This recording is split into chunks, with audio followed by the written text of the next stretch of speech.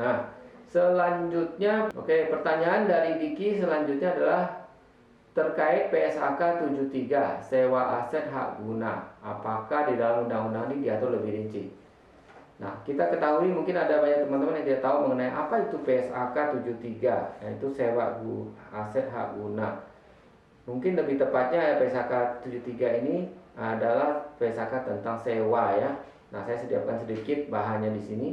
PSAK 73 dalam rangka sewa guna usaha, itu sebenarnya PSAK 73 ini sendiri adalah PSAK baru ya, yang mengadopsi dari IFRS 16, yaitu International IFRS, Anda tahu lah ya singkatannya ya. Nah, berlaku efektif sebenarnya sejak 1 Januari 2020, jadi ini baru. Nah, PSAK ini sudah menggantikan sejumlah standar PSAK lama, yaitu PSAK 30 tentang sewa, ISAK 23 tentang sewa operasi insentif, ISAK 24 evaluasi substansi beberapa transaksi yang melibatkan suatu bentuk legal sewa, dan ISAK 25 itu hak atas tanah. Nah, PSAK 73 ini mengatur mengenai syarat-syarat di mana suatu sewa dianggap sebagai financial lease, operating lease, dan sebagainya. Nah, berkaitan dengan undang-undang perpajakan, jawaban saya adalah saya harus mengatakan belum ada pengaturan, ya, belum ada pengaturan khusus mengenai financial lease ini. Jadi kita hanya kembali melihat kepada pengaturan yang lebih spesifik, yaitu pengaturan yang sangat lama dari keputusan Menteri Keuangan nomor 1169 tahun 91. Ini peraturan lama sekali mengenai financial lease. Jadi teman-teman atau Mas Diki yang memang sudah tahu peraturan ini, kita cuma hanya evaluasi sekedarnya untuk mengingatkan kembali bahwa peraturan ini masih berlaku ya, belum pernah dicabut. Itu mengatur mengenai apa definisi dari financial lease dan operating lease. Jadi dikatakan di dalam PMK, dalam KMK. Jadi memang ini peraturan lama sekali ya. Dulu peraturan-peraturan yang keluar itu namanya keputusan Menteri Keuangan ya. Itu zaman tahun lama ya. Kalau sekarang nggak pernah lagi namanya keputusan, yang ada namanya peraturan Menteri Keuangan, jadi PMK. Nah, ini masih namanya KMK. Nah, di dalam KMK financial lease itu didefinisikan sebagai 3 syarat ya. Pertama, kalau jumlah total guna sewa dibayar dari financial lessee kepada lessor itu total jumlahnya sudah akan menutupi dengan nilai barang itu sendiri, plus lagi ditambah dengan keuntungannya si lessor. Nah, kalau itu tidak tercapai, maka tidak dapat dianggap sebagai financial lease ya. Misalnya contoh, barang nilainya yang dibeli ini sebuah truk itu nilainya 1 miliar ya. Kita beli, kalau aturannya beli cash 1 miliar, lalu disewa guna usahakan dengan nilai total pembayaran sewa misalnya 1,5 miliar ya, berarti lebih tinggi 500 juta. Jadi itu diperkirakan 1,5 dibanding dengan termasuk bunga dan segala macam dan keuntungan si lessor, itu kalau sudah menutupi dengan total jumlahnya, misalnya disewakan selama 5 tahun, maka definisi dari financial lease termasuk. Jadi transaksi ini dinamakan sebagai financial lease.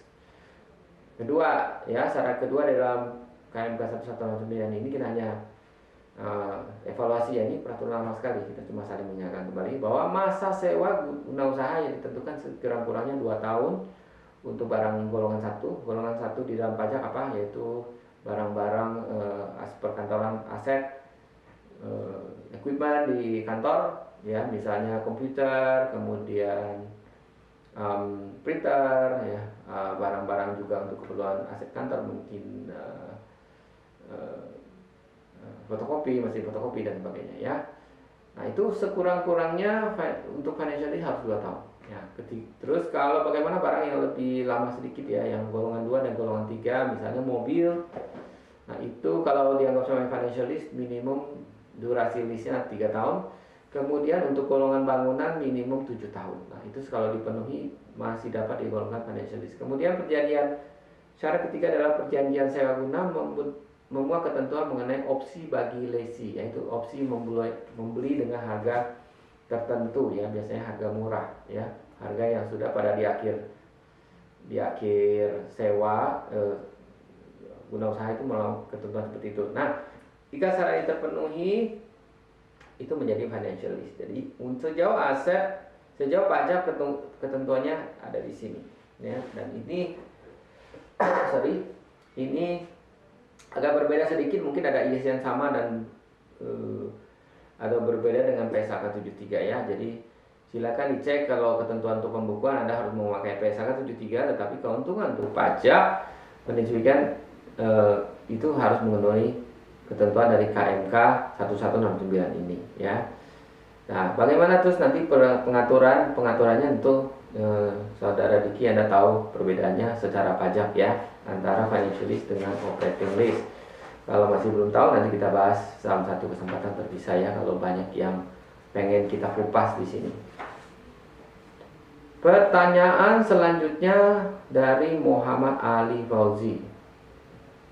Nah, ini pertanyaan bunyinya, untuk suatu klarifikasi yang saat ini sudah kita terima dan dihimbau untuk melaporkan pembetulan kurang bayar, apakah bisa kita lakukan pengungkapan sendiri di tahun 2022? Jadi himbauan tersebut sudah tidak harus dijalankan? Mohon informasi. Nah, ini pertanyaan dari ahli Fauzi ini berkaitan dengan masalah SP2DK ya pasti ya. Jadi Anda disurati oleh kantor pajak atau dari AR Anda mengenai SPT Anda, baik yang SPT yang barusan dimasukin atau SPT sampai dengan 5 tahun terakhir, sampai 2016. Ada pertanyaan-pertanyaan, kok di sini angkanya nggak cocok, kenapa ada temuan dari luar negeri tentang penghasilan dan sebagainya yang menyatakan jika ada temuan-temuan ini, apakah Anda bisa konfirmasi atau kesimpulannya Anda harus membetulkan SPT atau tidak.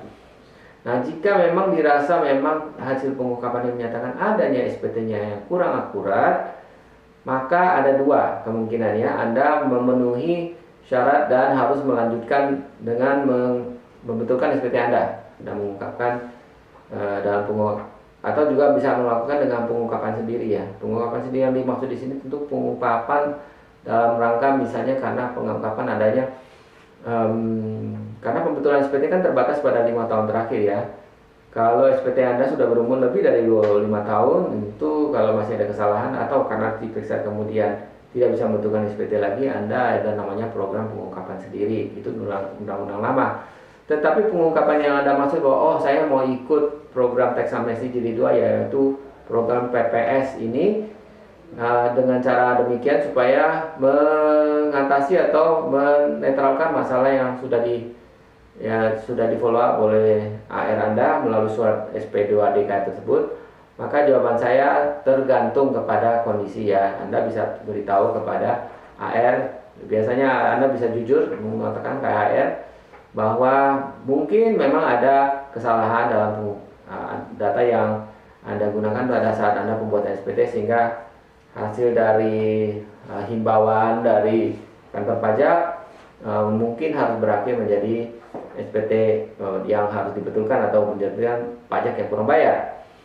Tetapi ada juga AR yang mungkin jika Anda cukup bisa konsultasi dengan AR menyatakan, oh saya menyelesaikan ini dengan cara pengungkapan saja di dalam program PPS, ya mungkin AR juga bisa menyetujuinya ya, tergantung kepada konteksnya ya. Konteksnya adalah satu, saya menyatakan ya, jika jelas-jelas hal tersebut, temuan tersebut tergantung temuannya apa. Jadi kalau temuannya adalah penghasilan yang Anda kurang lapor nih, maka kemungkinan AR akan tetap meyakinkan Anda bahwa Anda harus tetap membetulkan SPT dulu ya, sehingga melaporkan dan melunasi pajak dari penghasilan yang kurang dilapor.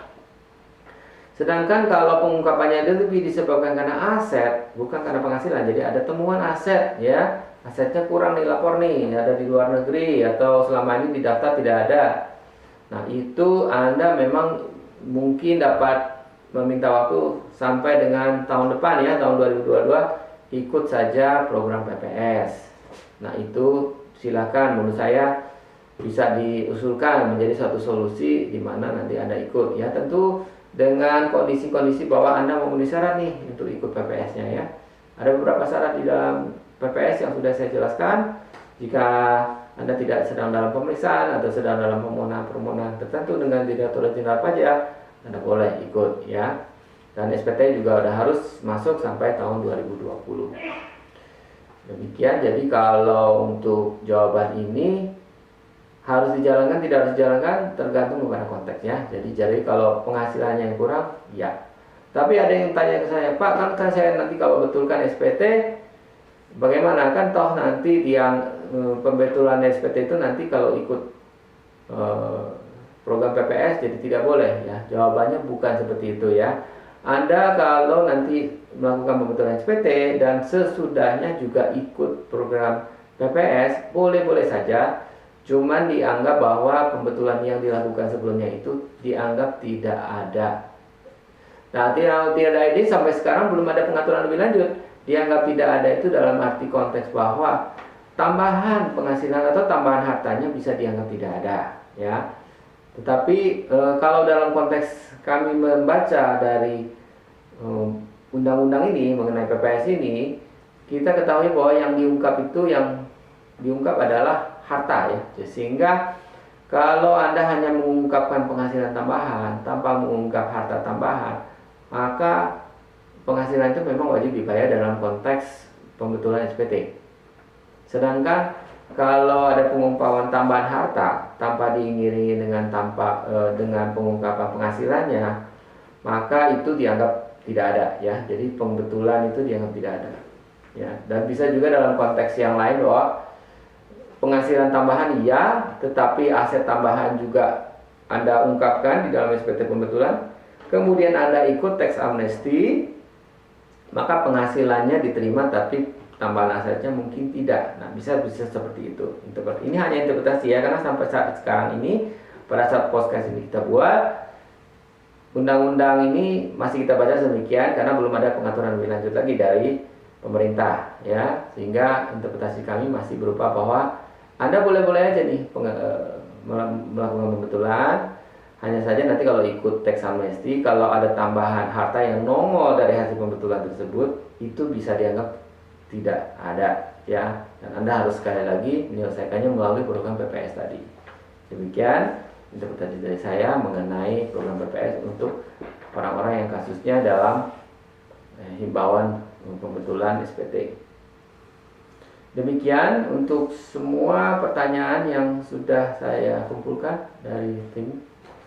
Sekian, dan jika Anda masih ada pertanyaan lain atau ada pertanyaan di luar ini yang Anda tertarik untuk tanyakan kepada kami, silakan sampaikan pada posting di chat, di bagian chat, dan kami akan mengumpulkan kembali dan bisa menjawab kepada Anda.